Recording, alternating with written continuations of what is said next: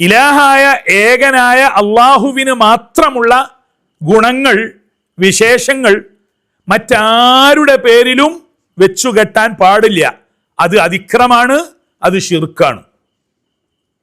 അള്ളാഹു അല്ലാതെ ഇലാഹ് ഇല്ല എന്നാണ്.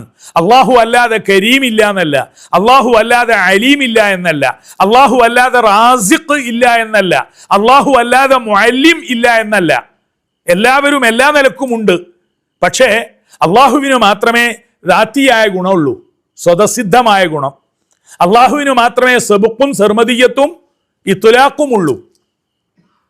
ഈ തൗഹീദ് മനസ്സിലാക്കി കഴിഞ്ഞാൽ അള്ളാഹു വെച്ച ഫോർമുലയാണ്, നമ്മൾ ആരും ഉണ്ടാക്കിയതല്ല.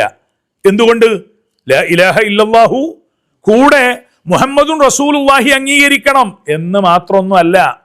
ചിലർ പറയും അത് ശരിയാണ്, അള്ളാഹുവിനോടുള്ള നേരിട്ട് സമ്പർക്കത്തിൽ പ്രവാചകരായ മുഹമ്മദ് സല്ലല്ലാഹു അലൈഹി വസല്ലമയെ ഞാൻ ഉൾക്കൊള്ളുന്നു. പോരാ.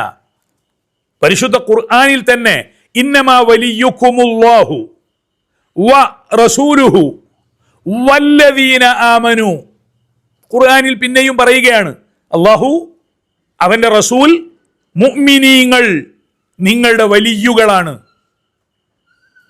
അള്ളാഹു പറഞ്ഞതാണ്. വമൻ യതവല്ലല്ലാഹ വറസൂലഹു വല്ലദീന ആമനു.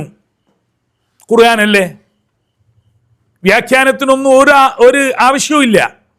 അള്ളാഹു, റസൂല്, വല്ലദീന ആമനു ഉലൈക ഹിസ്ബുല്ലാഹി, അവരാണ് അള്ളാഹുവിന്റെ പാർട്ടിക്കാർ.